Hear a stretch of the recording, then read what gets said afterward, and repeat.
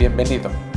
Este es el podcast de Calvary Sur, un espacio para crecer juntos en la palabra de Dios.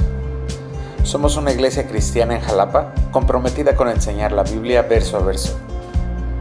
Gracias por acompañarnos. Abre tu corazón, abre tu Biblia y comencemos. Las Biblias que tenemos, entonces, aunque, bueno, sí, no te quiero adelantar mucho, pero el día de hoy vamos a comenzar nuestro estudio en el libro de Esther, ¿sí? ¿Te acuerdas lo que venimos estudiando? Nos gusta estudiar los miércoles, nos gusta estudiar el Antiguo Testamento verso a verso, bueno, libro a libro, capítulo a capítulo, verso a verso, el Antiguo Testamento, y los domingos estamos estudiando el Nuevo Testamento, igual, libro a libro, capítulo a capítulo, versículo a versículo. En los miércoles acabamos de terminar Esdras, Nehemías, y por lo tanto sigue el libro de Esther, y los domingos estamos estudiando Apocalipsis. Hace 8 días terminó el pastor predicando el último capítulo de Nehemías, por tanto hoy nos toca comenzar el estudio en nuestro libro de Esther. Entonces, si ya estás allí, te voy a pedir que vayas a Esther 1,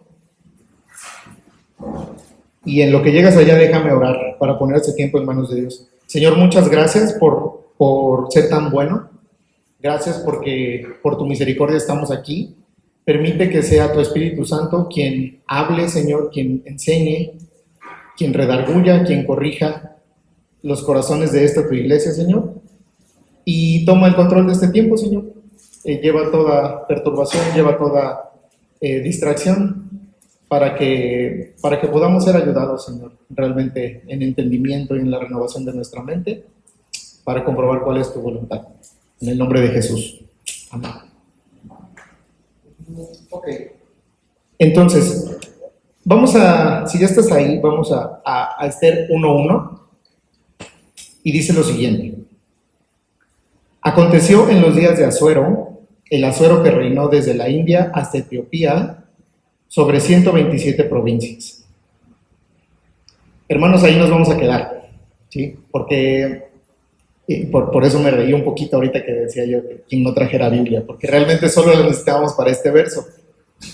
Sorpresa, este es el estudio introductorio al libro de Esther, ¿vale?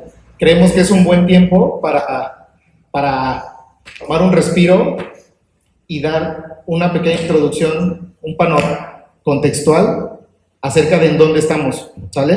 De en dónde estamos. Entonces, para entender quién es ese Asuero del que estamos hablando en este verso 1, tenemos que explicar todo lo que hemos venido estudiando a lo largo de todos estos años y todos estos meses, ¿de acuerdo? Y pues como cualquier historia de la Biblia, tenemos que desde el principio, ¿verdad? Entonces, no sé si me puedes empezar a pasar las diapositivas, Saúl, porfis. Para entender quién es el personaje del que estamos hablando, tenemos necesariamente que acudir desde el libro de Génesis, ¿sí? Y recordar que en Génesis hay una familia del pacto, ¿sí? Después de Adán, Eva, el diluvio con Noé, después de la Torre de Babel y después de todos los eventos de la creación, el libro de Génesis nos empieza a hablar de una familia que se consta de Abraham, de Sara, de los hijos de la promesa, y cómo va la línea de las promesas de Dios a través de estos personajes. Entonces, la familia del pacto y la descendencia de esa familia viene siendo Abraham, Isaac, Jacob, ¿sí? Que termina siendo Israel, termina siendo renombrado por Dios, y a esta familia Dios les promete muchas cosas, y la mayor promesa que le da a Abraham es que a través de él van a ser benditas todas las demás naciones de la tierra, ¿sí? Y aparte que de él se va a formar una gran nación, y esa gran nación va a heredar una tierra, les empieza a prometer una tierra. Entonces empezamos a navegar a través de la Biblia, nos vamos al libro de Números y vemos cómo los israelitas, este pueblo que ya es un pueblo, ya no es una familia, que proviene de la familia del pacto, se vuelve esclavo de los egipcios.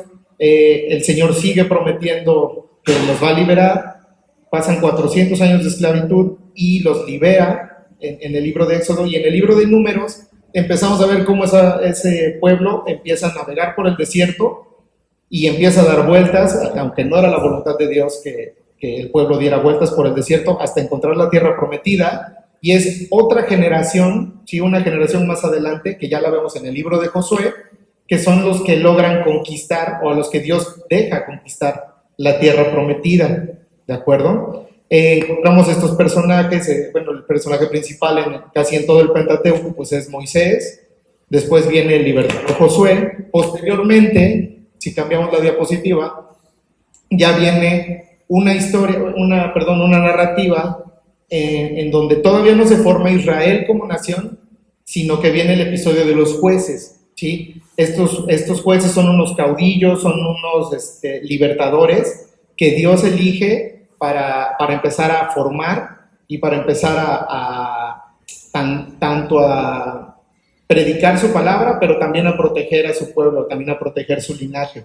Pero aún no tenemos una identidad nacional. Ahí están las historias de Sansón, de Gedeón, y el último juez se vuelve, el último juez del que nos narra la Biblia, pues es Samuel, ¿sí? Después nos pasamos a la historia, nos pasamos a los libros de los reyes y las crónicas, ¿sí? Y ahí vemos que ya hay una identidad nacional, ahí ya comenzamos a hablar de una monarquía, ¿sí? Esta frase famosa, ¿no? De que los israelitas le piden a Samuel que les dé un rey, ¿sí? Danos un rey, queremos ser como las demás naciones y queremos tener un rey. Entonces ahí ya tenemos a otros personajes, el primer rey de Israel, que es Saúl. Posteriormente Saúl, más bien Dios desecha a Saúl y elige a David como su sucesor, y todo esto lo leemos en las crónicas en los libros de Reyes y Crónicas, o desde Jueces venimos leyendo la historia del rey David. Y posteriormente David tiene, uno de sus hijos es el rey Salomón, es el que hereda la sucesión en la monarquía. Y en Salomón, ya con Salomón, si cambiamos la diapositiva, a la muerte de Salomón tenemos la división del reino, ¿sí? Surge una especie de guerra civil en Israel, y el reino se divide en dos, se divide en reino del norte y en reino del sur, ¿sí? Generalmente, o la Biblia le llama, al reino del norte le llama Israel, y al reino del sur le llama Judá, ¿sí? Entonces, empezamos a ver a través de los libros de Reyes y Crónicas, principalmente en Crónicas, empezamos a ver cómo los reyes del norte comienzan a ser reyes idólatras. La mayoría, creo que todos los reyes de Israel son idólatras, y los reyes de Judá en su mayoría también son idólatras, con excepción de algunos, ¿sí? Entonces, en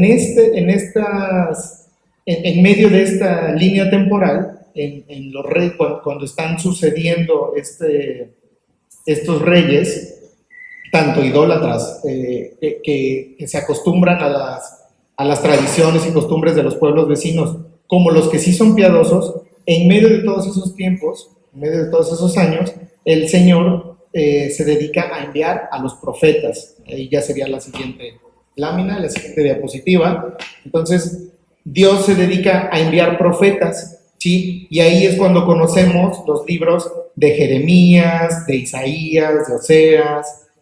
Conocemos a personajes como Elías, conocemos a personajes como las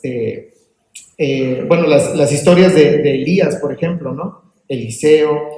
Y aunque todavía los reinos están divididos, ¿sí? Entonces, ¿qué es lo que le dice Dios a través de los profetas a su pueblo? Pues básicamente condena la idolatría, condena la adoración a otros dioses, condena la adoración a figuras, a estatuas, a ídolos, y condena el yugo desigual en la que está cayendo su pueblo, ¿sale? Entonces, ¿cuáles son estas amenazas o estas sentencias que marca Dios a través de los profetas? Pues le da sus advertencias y les dice que está a punto de mandar una disciplina, que se arrepientan, y el pueblo definitivamente, más bien los pueblos, los reinos, deciden no arrepentirse. Entonces, históricamente Dios usa a la nación de Babilonia para esclavizar al reino del sur, y usa a la nación de Asiria para esclavizar al reino del norte, ¿sí? Entonces el Señor trae disciplina, los lleva a la cautividad a cada una de estos reinos, y específicamente vamos a seguir la línea del reino de Judá, ¿sí? Porque es para dirigirnos hacia el libro de Esther, ¿vale? Entonces el reino de Judá, que fue conquistado o que fue llevado cautivo por Babilonia, consta o es una deportación en 3 etapas, por así decirlo, ¿sí? La primera deportación es, tenemos al rey Nabucodonosor, ¿sí? Que es el rey de Babilonia, y es el que llega a esclavizar al pueblo de Judá, al reino de Judá. En la primera deportación se llevan muchos israelitas, entre ellos un joven que es el profeta Daniel, ¿sí? En la primera deportación. Pasan varios años después y en una segunda deportación de más pueblo, porque no fue en su totalidad, se lleva a otro tanto, entre ellos iba el profeta Ezequiel, ¿sí? Y posteriormente en la tercera deportación, ¿sí? Es cuando definitivamente Nabucodonosor, pues voy a decirlo así, se vuelve loco y empieza a devastar absolutamente todo, ¿sí? Todo el templo, toda la ciudad de Jerusalén. Y es cuando profana, por así decirlo, todo el altar y los instrumentos de la adoración. Eso ocurre en la tercera deportación. Todo esto ocurre en un contexto de 70 años que fueron precisamente profetizados por Dios a través de sus siervos los profetas. Todo esto dura 70 años y durante esos 70 años que ya están ellos cautivos en Babilonia, ¿sí? El Señor, a través de Jeremías, les manda una profecía, una palabra, que viene en la siguiente diapositiva, Jeremías 29:5, ahí lo puse, y Dios les manda decir a aquellos que están en Judá, les manda decir lo siguiente: edificar casas, habitarlas, plantar huertos y comer el fruto de ellos, cásense, engendren hijos e hijas, den mujeres a vuestros hijos y dad maridos a vuestras hijas para que tengan hijos e hijas, multiplíquense ahí y no disminuyan. Entonces, Dios les está diciendo, esto es parte de tu proceso de disciplina, entonces necesito que edifiques casa, que eches raíces aquí en la cautividad, ¿sí? Entonces, en ese contexto, ahí es donde Israel comienza se empieza a multiplicar, ¿sí? En medio del cautiverio en Babilonia. Pero históricamente a Babilonia la conquistan naciones o imperios más grandes que se vuelven más fuertes. Entonces, si pasamos a la siguiente diapositiva, vemos que después de los 70 años, Babilonia es conquistada por otro imperio, que es el imperio medo-persa, ¿sí? Entonces el imperio medo-persa absorbe Babilonia, ¿sí? Y entonces ya no tenemos aquí a Nabucodonosor, ahí ya tenemos a Ciro, ¿sí? Que es de Ciro, de quien habla el libro de Esdras, por ejemplo, ¿sí? Ahí ya nos encontramos también de hecho el libro, como lo dijo el pastor en su momento, Esdras y Nehemías, pues es un mismo libro, ¿no? Solamente que está dividido en 2 episodios grandes, pero es básicamente el mismo libro y es bajo este contexto que se dio la enseñanza de Esdras y la enseñanza de Nehemías, ¿sí? Recuerda que lo que le pide Dios a Esdras, antes de Esdras se lo pide a Zorobabel, ¿sí? ¿Recuerdas las predicaciones de Esdras? Y recuerda que Zorobabel es un judío que está en la cautividad y es el primero que se empieza a llevar a gente para empezar a reconstruir el templo, ¿sí? Empieza con edicto del rey, con permiso del rey Ciro, comienza a llevarse a un puñado, a una cantidad pequeña de judíos para reconstruir el templo, ¿sí? En una primera etapa, vamos a decirlo así. Después viene el profeta Zacarías, porque no sé si recuerdas en las predicaciones que nos decía el pastor, o sea, están los judíos que le ayudaban a Zorobabel están muy desanimados, sí, porque la mayoría se queda, ¿no? Se queda y son muy poquitos los que hacen caso. Entonces Zorobabel se desanima y entonces llega Zacarías y le da esta profecía, ¿no? Esos versos que conocemos tanto, ¿no? De no es a través de tus fuerzas, no es a través de mi espíritu, ¿no? ¿sí? De la palabra de Dios a Zorobabel, ¿sí? Entonces, el segundo al mando después de Zorobabel para la reconstrucción del templo, pues es Esdras, ¿sí? El escriba.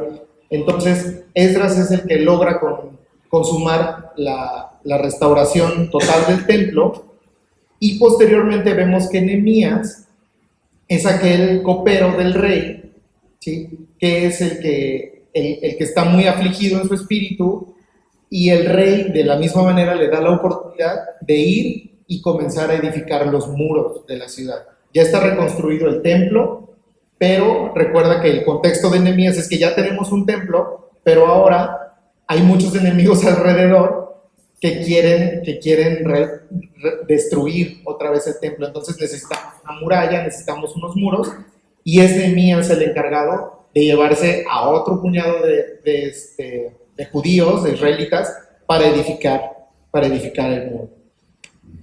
Entonces, ahí es donde empezamos, más o menos, no al 100%, pero es donde comenzamos a entender más o menos lo que va a pasar en Esther, ¿sí? Porque quiero recordarte lo siguiente, o sea, cuando llegamos a Esdras, aprendimos cómo Dios está interesado en restaurar el templo de adoración en nosotros, ¿sí? Y es que es así, o sea, nosotros nacemos con un templo que está en tinieblas, nosotros nacemos en oscuridad. En pecado me concibió mi madre, dice el Salmo 51. Entonces, cuando nosotros nacemos inclinados hacia el mal, y mientras más crecemos, simplemente nuestros actos evidencian nuestra naturaleza. Dice por ahí un dicho, no es bíblico, pero creo que tiene profundidad en su verdad. No pecamos, no, ¿cómo es? Creo que es al revés. No soy pecador porque peco, sino más bien peco porque soy pecador, ¿sí? O sea, el problema no es lo que hago, el problema es lo que soy, ¿sí? Entonces, Esdras nos viene a recordar esto, que necesitamos una reconstrucción dentro de nosotros, y es precisamente por eso que vino Cristo, ¿sí? Es por eso que vino Cristo, porque el corazón del hombre estaba inclinado hacia el mal, estaba inclinado hacia hacer la voluntad del hombre y no la voluntad de Dios.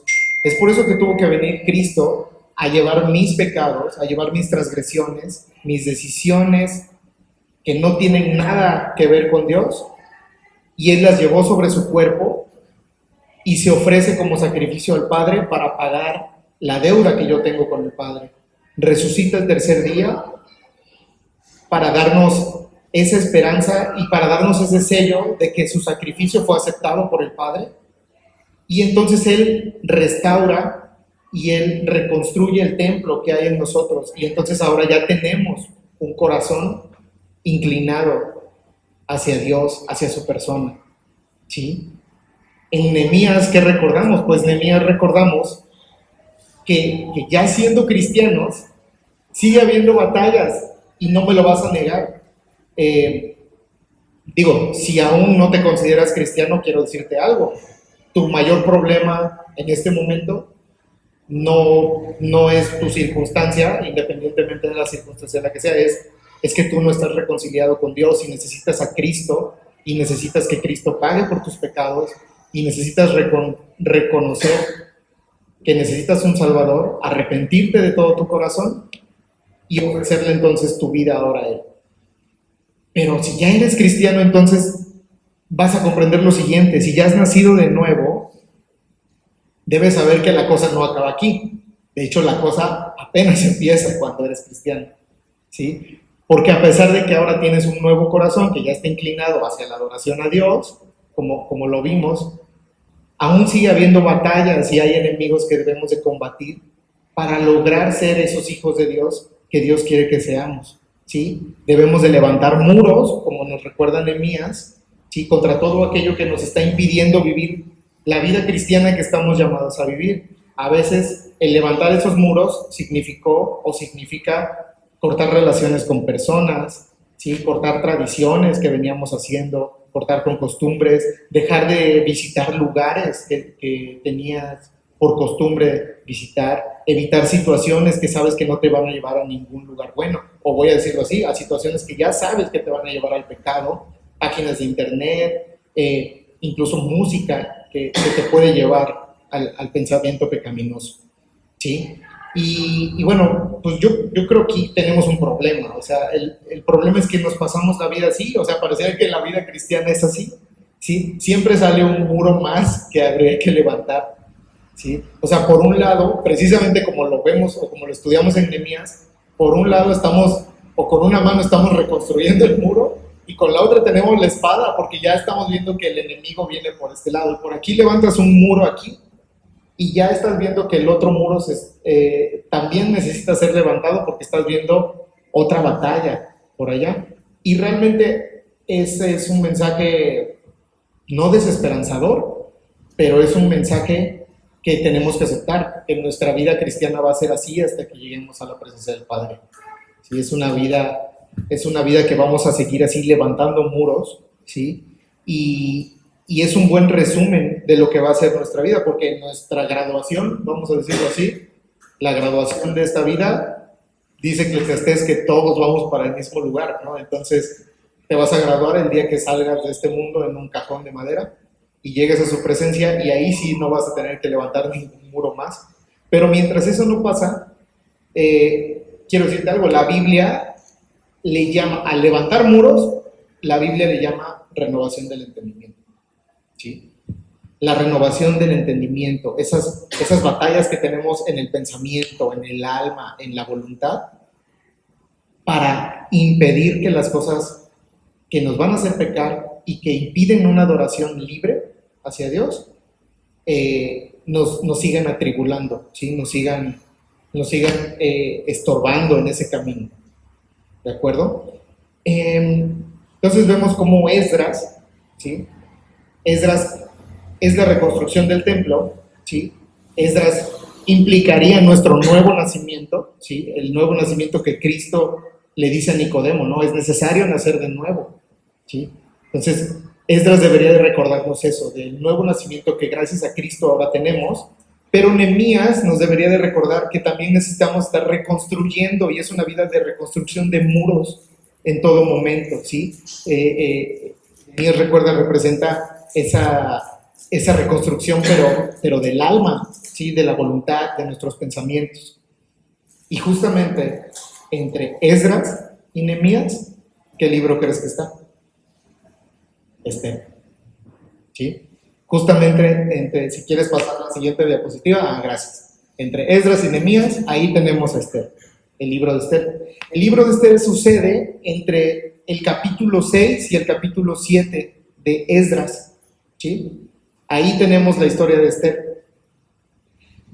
40 años después de que Ciro le da la oportunidad a Esdras para empezar a reconstruir el templo, y aproximadamente 40 años antes de que Nehemías reconstruya totalmente los muros, ahí es donde tenemos la historia de Esther, ¿sí? Entonces, ya llegamos al libro de Esther, ya sabemos dónde se ubica, ¿sí?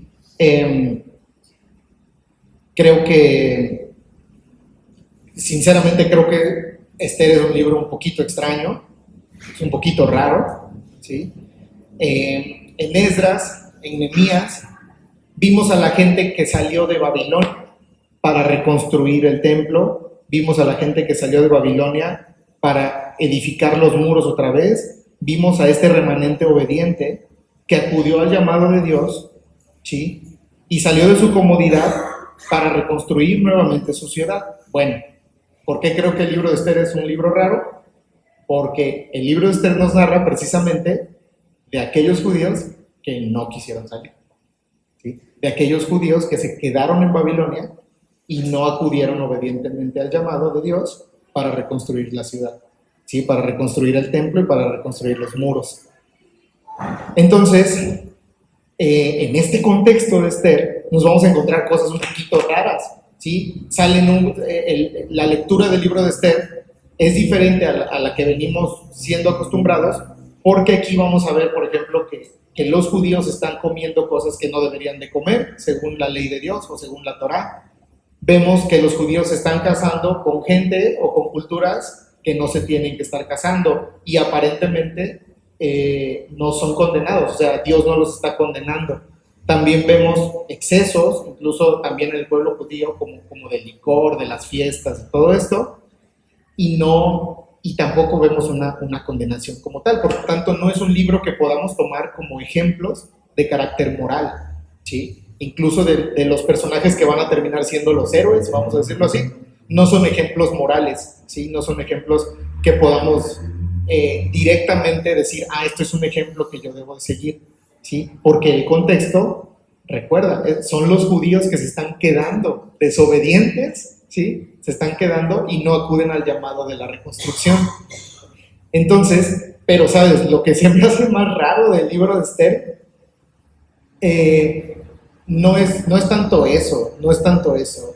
Un punto antes de la rareza, O sea, el libro de Esther evidentemente es un libro que se conecta con toda la narrativa bíblica que traemos, ¿sí? Y por tanto es un libro que va a ser de forma dramática, nos va a poner en riesgo la línea mesiánica, ¿sí? De las promesas de Dios, ¿sí? Estas promesas que Dios le viene prometiendo a Abraham y que a través de todos los libros vemos cómo se van cumpliendo, Esther comienza a ponerlas en riesgo. La historia que vamos a leer en Esther las pone en riesgo porque vamos a ver que el pueblo judío está a punto de ser aniquilado, ¿sí? Entonces, eso es un gran riesgo para las promesas de Dios, ¿sí? Porque Dios no ha desechado a su pueblo y la mayoría de su pueblo está todavía allí y está a punto de ser aniquilado. Eso lo vamos a leer, pero es así como se conecta con toda la narrativa, ¿sí? Con toda la narrativa bíblica, ¿sí? Cuando tú lo ves bajo un panorama más grande, pues sí lo sitúas como algo dramático y algo serio, porque dices, oye, si ocurre la aniquilación de los judíos en Esther, es muy probable que no tengamos un Salvador. O sea, es muy probable que no se hubiera podido llegar al Salvador, ¿sí? Que no podríamos llegar a Cristo, ¿sí? Al Verbo hecho carne. Entonces, ahora sí, la cosa más rara para mi gusto del libro de Esther es que en ninguna de sus páginas se encuentra el nombre de Dios. No sé si ya has leído Esther en algún momento, y si ya lo habías leído, no sé si ya sabías esto, pero en ninguna de sus páginas te vas a encontrar el nombre de Dios, ¿sí? No te vas a encontrar ni el nombre de Jehová, ni el artículo así de Dios, ni el artículo definido, no te vas a encontrar el Espíritu Santo, no te vas a encontrar a gente orando, por ejemplo. Te vas a encontrar te vas a encontrar como versículos donde dice que los judíos iban a orar, pero no dice los judíos están orando ni siquiera, por ejemplo. Entonces, para mí se me hace demasiado raro, o sea, que un libro de la Biblia no hable acerca de Dios, que no hable acerca de la oración, que no hable acerca del Espíritu Santo, y es que es aquí el truco capcioso, ¿sí? El hecho de que la palabra Dios, la palabra Jehová, la palabra Espíritu Santo no estén literalmente escritas en el libro de Esther, no significa que Dios no esté, ¿sí? No significa que Dios no esté obrando a través de las historias que vamos a leer. Va a ser muy común que en el estudio de Esther te encuentres la frase "y aconteció que", o "y entonces resultó". Y esas dos frases te van a hacer la lectura de Esther que pareciera como una obra magníficamente llena de coincidencias que le dan la victoria al pueblo judío a través de una oposición. Entonces, pero nunca te encuentras el nombre de Dios, nunca te encuentras "y entonces Dios orquestó que", no, simplemente te encuentras esas frases "y entonces aconteció que pasó esto", "y entonces resultó que esto". Eso, mis hermanos, yo creo que nos lleva a la reflexión. Yo creo que eso abre el panorama totalmente. Creo que la doctrina más profunda que podemos encontrar en Esther es la de la providencia divina, la providencia de Dios. Cómo Dios actúa en medio de circunstancias que el hombre no es que no pueda controlar, pero que el hombre ni siquiera se imagina, ¿sí? Cómo Dios, te lo platico muy rápidamente. Los estudiosos creen que Dios puede manifestarse en la realidad o en tus circunstancias de dos diferentes formas, de forma providencial o de forma milagrosa, ¿sí? Entonces, cuando es de forma milagrosa, pues para nosotros es cuando ocurre un milagro, ¿no? ¿Sí? Cuando una enfermedad terminal es sanada, cuando una persona viene y te dice algo que solamente tú conocías, o sea, cuando se dan ese tipo de cosas sobrenaturales, se dice que es Dios actuando milagrosamente. Pero cuando todo ocurre por un engranaje súper coincidencial y por algo que verdaderamente, o sea, circunstancial, y ocurre, te dieron el trabajo, llegó la persona que esperabas que llegara a tu vida, no sé, o sea, llena la rayita con la situación o la historia que tú quieras, ¿sí? Pero cuando no hay algo sobrenatural y simplemente todo se orquesta a través de todo el engranaje de las circunstancias todo alrededor, eso se llama, o los estudiosos le dicen, la providencia de Dios, ¿sí? O la providencia divina. Entonces, para ir terminando esta breve charla, quiero darte simplemente unos puntos que encontré como aplicación, ¿sí? Porque es muy común que hayamos nacido de nuevo, ¿sí? Es muy común en una iglesia cristiana, creo que es común encontrar a cristianos, ¿verdad? Es común encontrar que la gente o que la mayoría de las iglesias cristianas estemos llenas de personas que queramos agradar al Señor, ¿sí? Y que estamos fielmente levantando, que no solo somos nacidos de nuevo, pero sino que vivimos fielmente levantando muros, ¿sí? En contra de todo aquello que nos va a estorbar o que nos va a impedir una adoración libre y genuina hacia nuestro Creador, ¿sí? Y estamos esforzándonos por llevar una vida en obediencia a sus mandamientos, pero déjame decirte algo, también estamos llenos de personas, yo antes que nadie, que tenemos áreas de nuestra vida que se quedaron en Babilonia, que tenemos áreas de nuestra vida en donde quizás nos está dando mucha flojera seguir al Señor, obedecer al Señor. Hay áreas de mi vida en las que me falta mucho valor para obedecerlo, mucho valor para ir claramente y decirle, aquí mira, aquí te voy a obedecer, tú me estás pidiendo esto voy a hacer. Hay muchas áreas en mi vida en las que yo sigo desconfiando, ¿sí? Hay áreas en mi vida en donde yo quiero quedarme cómodamente, a pesar de que el Señor ya me está llamando a salir de allí. Yo deliberadamente decido quedarme, como el pueblo de Israel que quiso quedarse en Babilonia. Tuvo sus consecuencias, lo vamos a leer, lo vamos a conocer, ¿sí? Yo creo que de la misma manera en que que el remanente que fue obediente sufrió batallas, sufrió angustia, sufrió persecución y hubo enemigos, los que se quedaron, yo creo que la pasaron peor, no lo sé, pero yo creo que la pasaron peor, porque nos vamos a dar cuenta a través del verso a verso de que dieron un edicto con fecha, o sea, pusieron una fecha en la que los iban a aniquilar, y ese era el decreto del rey, aniquilar a todo aquel que fuera descendiente judío. Sí. Entonces yo creo que esa es una de las peores angustias que un hombre puede sufrir, saber la sentencia del día de su muerte y no poder hacer nada al respecto. Entonces,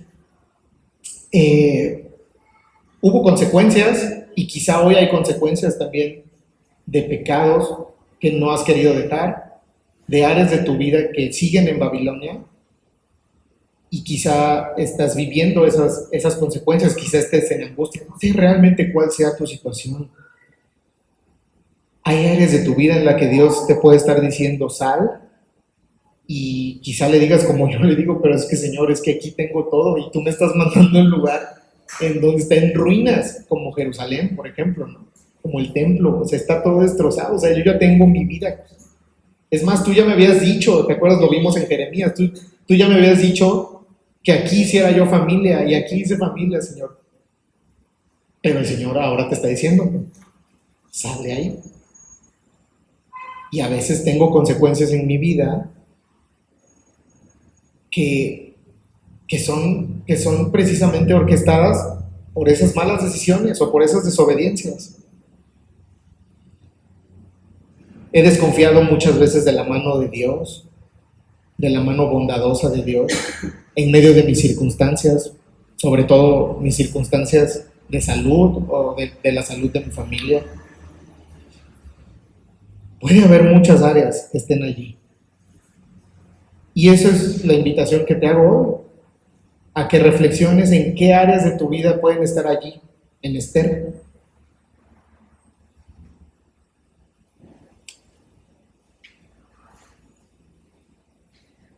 Allí en Esther donde pareciera que Dios no está. Hay áreas de tu vida en donde quizá pienses que Dios no está, en que no puedas ver claramente a Dios en esa situación. Pero Esther te va a recordar que aunque tú no veas a Dios, Dios nunca ha dejado de estar ahí para ti. Y a pesar de que tú sigues desobedeciendo, Dios sigue teniendo un plan para ti en medio de esa desobediencia. A Él no le agrada tu desobediencia, pero te ama tanto que va a usar tu desobediencia para tu propio bien. Y quizá no lo entiendas. No sé cuál sea tu circunstancia el día de hoy, no sé cuál sea la razón por la cual hoy Dios quiso que llegáramos a escuchar esto, pero creo firmemente en la esperanza que el mensaje bíblico nos da, y creo que en Esther vamos a encontrar esto. Creo que vamos a encontrar que aunque estemos en tiempos de angustia y quizá no entiendes lo que está pasando en tu vida, cuando te cuesta obedecer en aquel pecado que solamente tú sabes, recuerda que Dios está allí, que la providencia del Señor está allí y que no estás solo. Que aunque no lo veas, el Señor va a permanecer fiel a sus promesas y el Señor va a interceder por ti en todo momento. Y el Señor va a estar y va a cumplir su plan y su propósito en ti y en tu vida. Eso es lo que quisiera que te llevaras cuando empecemos a estudiar bien el libro de Esther ahora sí, y que tengas siempre esto en el corazón a través de que vayamos navegando el verso a verso. Déjame orar para ti. Señor, gracias por esta introducción que tú nos has dejado conocer. Gracias porque a pesar de que a veces hay áreas de la vida en las que he sido desobediente, o hay otras áreas en mi vida que han provocado angustia, dolor, ansiedad, y definitivamente áreas en donde no te veo, donde no te siento, donde no te escucho, donde pareciera que tú realmente no estás.